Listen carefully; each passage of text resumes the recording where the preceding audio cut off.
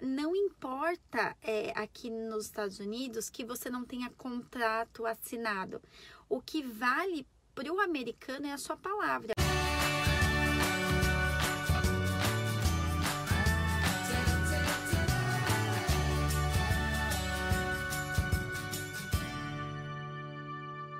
Olá, meus amores! Ontem eu e o Ricardo, nós fomos fazer uma live, né? Que o pessoal tava pedindo pra ver uma casa. E aí, num resort, e a gente foi nesse resort. Aí ele falou assim, Duda, vou aproveitar que a gente vai fazer essa live nesse resort. E tem um cliente meu que é seu seguidor, eu fiquei super feliz, que comprou uma casa comigo há uns 6 meses atrás, mas agora ele quer mudar a casa, ele quer comprar em um outro resort e, por coincidência, é o mesmo que a gente tá indo hoje. Então, se importa, a gente vai gravar lá, vou fazer um vídeo com ele ao vivo pra mostrar a casa e ele gostando da casa e a gente conversa. Eu falei, tá bom. Aí a gente faz a live depois. Aí tá, aí a gente foi... ele ligou a live, eu até dei um oi, conversei com o pessoal que tava falando com o Ricardo, né? E aí o Ricardo mostrou a casa toda. A casa, gente, é linda, linda, linda, linda, no resort maravilhoso. E aí o cliente do Ricardo gostou muito da casa e falou, Ricardo, eu quero essa casa que eu vou comprar.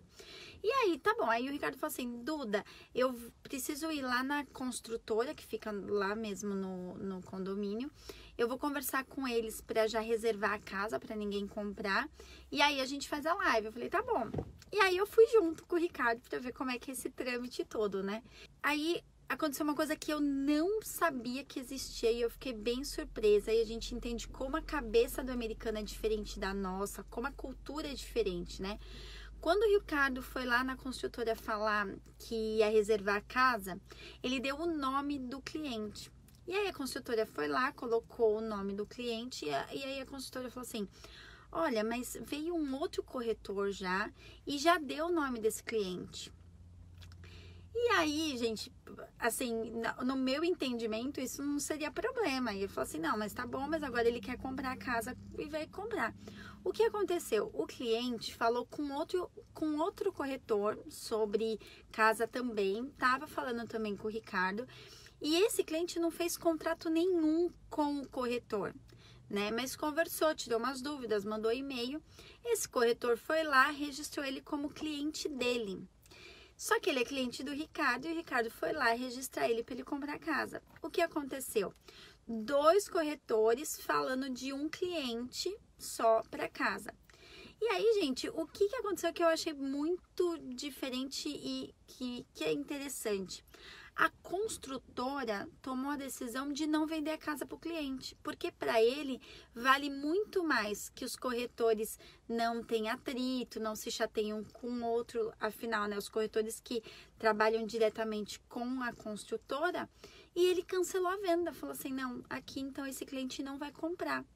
Gente, não é assim, realmente a preocupação da construtora em ter algum atrito entre corretores, né, e eles se chatearem, e aí ele prefere perder uma venda do que chatear os corretores. E aí esse cliente falou assim, mas Ricardo, eu não fiz contrato nenhum com esse outro corretor, né, mas gente, aí vem a cultura americana de novo, né. Não importa aqui nos Estados Unidos que você não tenha contrato assinado. O que vale para o americano é a sua palavra. Vale muito mais, gente, do que realmente um contrato assinado.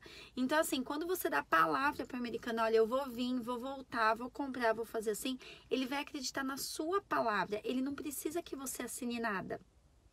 Então, olha o cuidado que a gente tem que ter, porque aí esse cliente fala assim, ah, não, mas eu só mandei e-mail, liguei perguntando, mas ele ligou, para ele já é um compromisso, né? Já entrou em contato, já mandou e-mail, já é um compromisso. Você não precisa deixar assinado, carimbado, autenticado, né? Tudo para que tenha validade. Não, gente, é a palavra.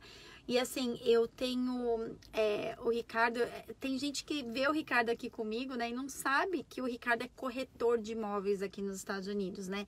E o Ricardo, ele é muito amigo meu, da minha família, a gente gosta muito dele. E ontem eu até falei isso pro meu marido, eu falei, nossa, amor, eu já admirava o Ricardo, admiro ainda mais, porque mesmo com toda essa situação, né, que talvez o Ricardo poderia se chatear, nada, ele levou assim numa boa, ele foi lá, conversou, e mesmo ele vendo que talvez o cliente tinha falado com outro corretor, o Ricardo ainda tentou argumentar, falar assim, olha, que a cultura do Brasil é diferente, ele não entende que é assim, ele gostou muito dessa casa, ele quer muito essa casa, ele batalhou para o cliente ter a casa dele e, gente, não conseguiu, ele não conseguiu vender a casa. A construtora prefere perder uma venda do que passar por cima de uma palavra. É incrível, não é? E aí agora assim, eu sei, aí eu peguei um pouco assim da conversa, né? Não peguei muito.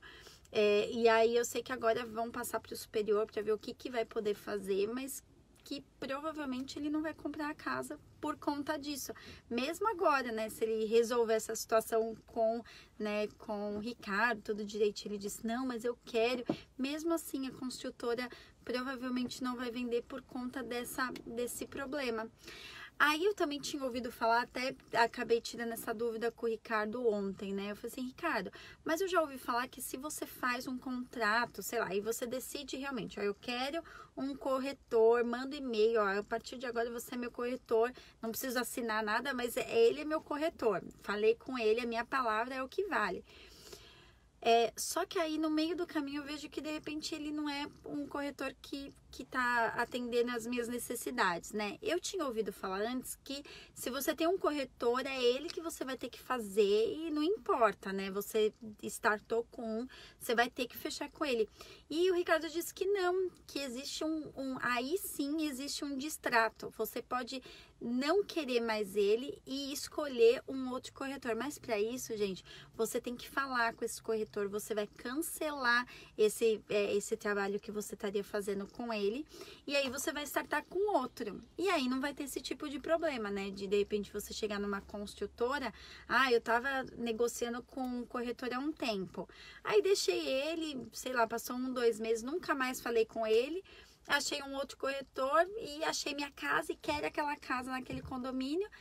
Aí esse corretor vai ter esse mesmo problema que o Ricardo teve. Ele não vai conseguir vender a casa para mim porque eu tinha uma outra pessoa, um outro corretor negociando.